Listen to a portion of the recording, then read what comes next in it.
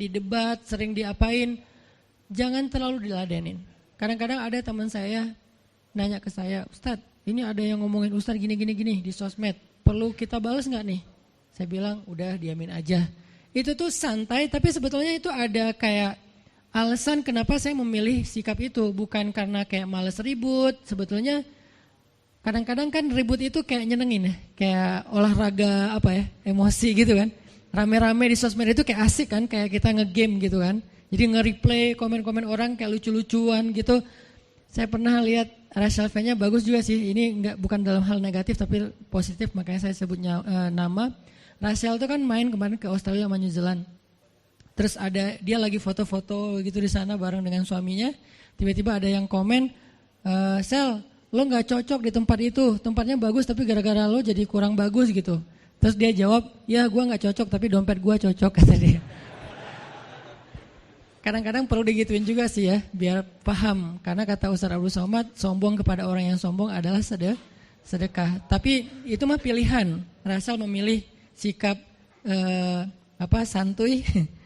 Tapi dengan dia guyonin, kalau saya memilih sikap diam aja deh. Karena saya takut kalau saya ngomong malah jadi panjang debatnya. Dan saya merasa gak mampu untuk selalu membela diri dengan argumen. Karena membela diri dengan argumen kadang-kadang ya kalau bahasa Ustaz Umar Mita, orang yang mencintaimu tidak butuh alasan, orang yang membencimu tidak akan menerima alasan. Jadi kayak ya udahlah, diamin aja. Ternyata dengan kita diam muncul aja keajaiban. Banyak keajaiban.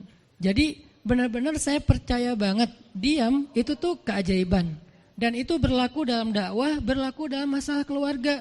Ketika istri lagi ngambek, dia misalnya komen panjang di sosmed, di WhatsApp misalnya, dia kayak misalnya namanya juga lagi ngambek ya, ngomong panjang di WhatsApp. Kalau saya sabar untuk diam, itu tuh beres dengan sendirinya dan akhirnya malah lebih baik. Tapi kalau saya kepancing, jadi kita balas-balesan. Sepanjang hari WhatsAppan, terus nggak beres-beres, tapi hasilnya makin lama tuh tangan pegel, hati panas. Karena kayak pengen dia balas apa? Oh, balasin lagi, balas apa? Balasin lagi. Terus aja gitu habis energi dan kerasa gitu capeknya tuh luar biasa. Tiba-tiba muka jadi lebih tua gitu kan ya. Tiba-tiba berkerut semua, terus warna kulit makin doff gitu.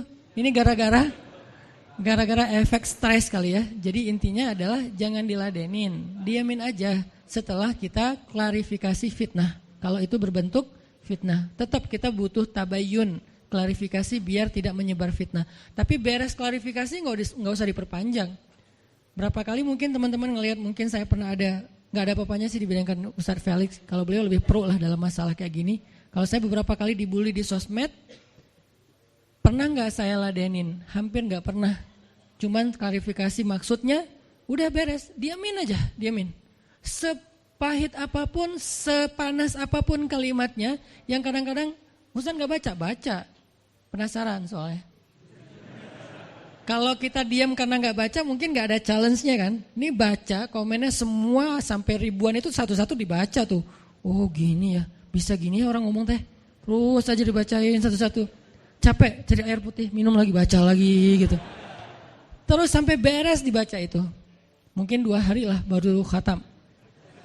Saking banyaknya komen. Tapi mencoba lagi belajar, bukan udah jago enggak, sama sekali enggak. Mencoba lagi belajar, bisa enggak setelah udah panas banget, gergetan banget beberapa, udah bisa banget tuh dibalesin, di replay. Jangan deh, ada yang udah di replay panjang, dihapus lagi enggak jadi. Kenapa? Karena masih belajar yakin diam itu keajaiban. Dan selama ini saya ngebuktiin diam itu emang keajaiban. Kenapa? Karena Allah pernah mengisahkan kisah Zakaria dan kisah-kisah yang lain, bagaimana mereka dapetin keajaiban dengan cara diam. Ini yang kita coba pengen rubah sedikit persepsi kita. Enggak selalu bela diri dengan ngomong. Kadang kita bela diri itu dengan diam. Enggak selalu kita dapetin keajaiban itu dengan hanya mengandalkan manusia. Tapi justru kita dapetin keajaiban saat kita mengandalkan Allah Subhanahu wa taala. Itu tuh dahsyat.